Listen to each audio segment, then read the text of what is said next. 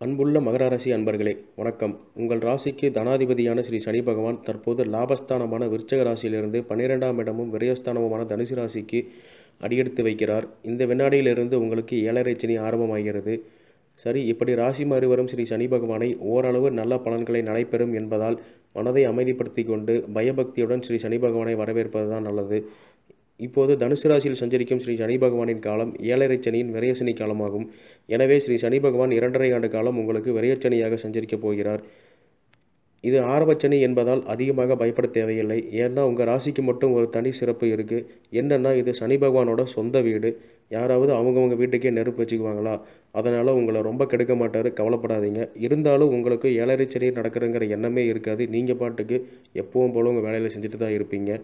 இந்த 12ஆம் இடத்து சனியை பற்றி ஜோதிட சாஸ்திரங்கள் என்ன சொல்லுதுன்னா, 12ல் சனி வரும்போது ஒருவன் வீண் பயனற்ற வேலையில் ஈடுபடுவானோ அவன் செல்வம் பகைவர்களால் பறித்து கொள்ளப்படும்னு சொல்லியிருக்காங்க. எப்போவுமே சிரிச்சுட்டு இருந்த நீங்கள் இனி சீரியஸாகவும் சிடுமூஞ்சித்தனமாகவும் தான் இருக்க போகிறீங்க. எதிர்காலத்தை பற்றி தப்பாக நினச்சி தேவையில்லாமல் டென்ஷன் ஆகிறத விட்டுட்டு மனசை அமைதியாக வச்சுக்கோங்க. அதுதான் நல்லது. சிம்பிளாக சொல்லணும்னா, இந்த சனிப்பெயர்ச்சி உங்களுக்கு பாசிட்டிவாகவும் இருக்காது, நெகட்டிவாகவும் இருக்காது. ஸ்ரீ சனி பகவான் உங்கள் சத்ருஸ்தானத்தை பார்ப்பதால் பாதிக்கப்பட்ட உடல் நலம் தேர்ச்சி அடைந்து சுகமாக நடமாட வைப்பார். எதிரிகள் யாராக இருந்தாலும் அவர்களை இருக்கும் இடம் தெரியாமல் செய்கிற ஆற்றலை தழங்குவார். மனதில் புதிய துணிச்சல் ஏற்படும் என்பதால் எப்பேற்பட்ட சூழ்நிலையும் வாழும் யோகத்தை தருவார். பாக்கியஸ்தானத்தை பார்க்கும் ஸ்ரீ சனி பகவான் தந்தையின் ஆரோக்கியத்திற்கு சின்ன சின்ன உபாதைகளை வழங்குவார். திருமண வாழ்க்கையில் தாமதமாக திருமணம் பண்ணுற சூழ்நிலையை தான் கொடுப்பாரு. ஏன்னா உங்கள் ராசியை பொறுத்த வரைக்கும் தாமதமாக திருமணம் பண்ணால் தான் உங்கள் வாழ்க்கை நல்லாயிருக்கும். திருமணம் ஆகாதவர்களுக்கு திருமணம் கைகூடி வரும். அத்துடன் இனி வரும் குரு பெயர்ச்சி, ராகு கேது பயிற்சியால் சனி பகவானோட தாக்கம் மட்டுப்படும் தான் சொல்லணும்.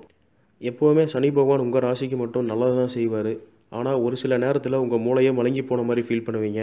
வேலை வெட்டி இல்லாமல் அலைஞ்சிட்டு இருந்தவங்களுக்கு மேலும் அதிகமாக அலைச்சல் தான்.